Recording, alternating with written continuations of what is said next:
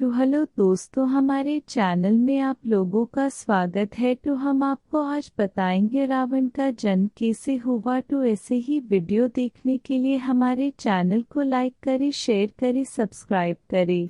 रावण के जन्म की कथा 2। अगस्त्य मुनि ने कहना जारी रखा। पिता की आज्ञा पाकर कैशी विश्रवा के पास गई। उस समय भयंकर आंधी चल रही थी। आकाश में मेघ गरज रहे थे। कैशी का अभिप्राय जानकर विश्रवा ने कहा कि भद्रे, तुम इस कुबेला में आई हो। मैं तुम्हारी इच्छा तो पूरी कर दूंगा, परंतु इससे तुम्हारी संतान दुष्ट स्वभाव वाली और क्रूरकर्मा होगी। मुनि की बात सुनकर कैशी उनके चरणों में गिर पड़ी और बोली कि भगवन, आप ब्रह्मवादी महात्मा हैं। आपसे मैं ऐसी दुराचारी संतान पाने की आशा नहीं करती, अतः आप मुझ पर कृपा करें।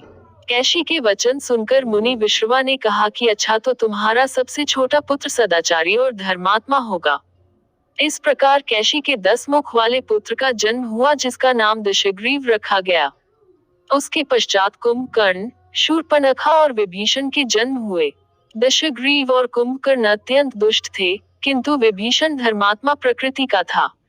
अपने भाई वैश्रवण से भी अधिक पराक्रमी और शक्तिशाली बनने के लिए दशग्रीव ने अपने भाइयों सहित ब्रह्मा जी की तपस्या की।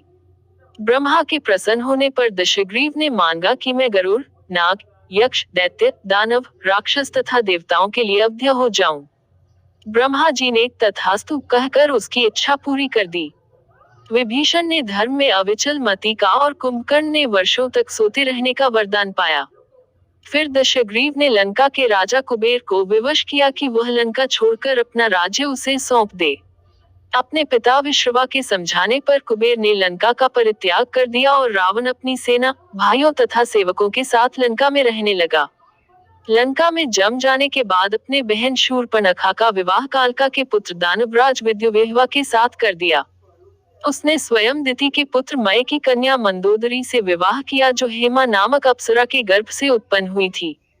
विरोचन कुमार बलि की पुत्री वज्रज्वला से कुंभकर्ण का और गंधर्वराज महात्मा शैलुष की कन्या सरमा से विभीषण का विवाह हुआ।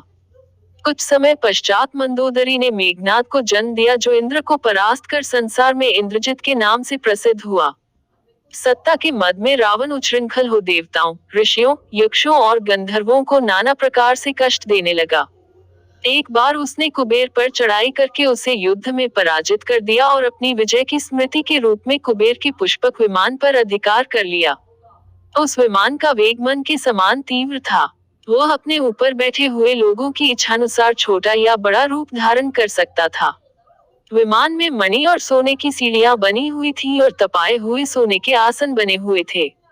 उस विमान पर बैठकर जब वह शरवण नाम से प्रसिद्ध सरकंडों के विशाल वन से होकर जा रहा था, तो भगवान शंकर के पार्षद नंदीश्वर ने उसे रोकते हुए कहा कि दशग्रीव, इस वन में स्थित पर्वत पर भगवान शंकर क्रीड़ा करते हैं, इसलिए यहाँ सभी सुर, असुर, यक्ष आदि का आना निषिद्ध कर दिया गया है।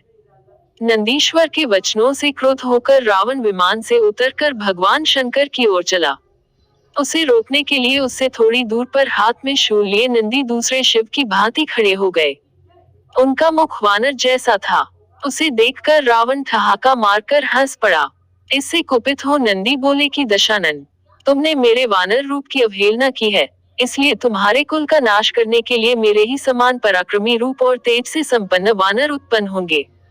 रावण ने इस ओर तनिक भी ध्यान नहीं दिया और बोला कि जिस पर्वत ने मेरे विमान की यात्रा में बाधा डाली है, आज मैं उसी को उखाड़ फेंकूंगा। यह कहकर उसने पर्वत के निचले भाग में हाथ डालकर उसे उठाने का प्रयत्न किया। जब पर्वत हिलने लगा तो भगवान शंकर ने उस पर्वत को अपने पैर के अंगूठे से दबा दिया। इससे रावण का हाथ बुरी तरह से दब गया और वह पीड़ा से चिल्लाने लगा। जब वह किसी प्रकार से हाथ न निकाल सका तो रोते रोते भगवान शंकर की स्तुति और क्षमा प्रार्थना करने लगा।